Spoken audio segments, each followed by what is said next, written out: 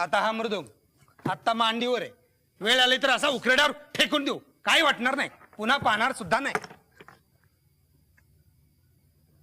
सगळ्या गोष्टी नाशिवंत आहेत. मग जीव गुंतून उपयोग काय? कशाला गुंतवायचा जीव? आपण कुणाचं वाकडं न करता सुखात गेलं आयुष्य का झालं बस. पण हा खोटेपणा नाही पाहिजे. पाप केलं थोबाड फोडून घेऊन म्हटलं पाहिजे का मी पाप केलं, तयार असलं पाहिजे शिक्षेला. तिकडे वर कुठले आले लपवा छपवी. जन्माला आलो तसं होऊनच जावं लागणार का नाही समोर? असं करावं की बाकी काही वाटलं तरी लाज वाटता कामा नये. हाँ सखाराम हाँ, लेकिन सखाराम वो निकालो ना. काय चिलीम? मला काय नाव घ्यायला लाजतोच कशाला? अरे गांजा म्हणजे काय घरंदाजांची ठेवलेली रखेले, सगळा मामला गुपचूप. हा अरे ही तर रंडी, चोराचोरीचा मामला नाही.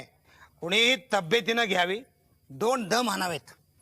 तुला सांगतो, रंडी जेवढी लवकर देवापाशी पोचेल ना तेवढ्या लवकर कोण नाही पोचणार, कोण नाही पोचू शकणार. कारण तिला मुळीच लाज नसते. खुल्ला मामला.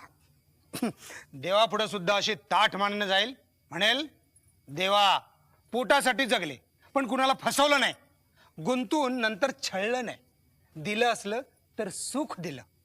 माणसाच्या जातीची खाज भागवली, खाज. लहान मोठा श्रीमंत गरीब रोगी निरोगी काही पाहिलं नाही, सगळे समान मानले. हे देवा पाप केली असली तर ती दुसऱ्यांनी केली, मी पापी नाही.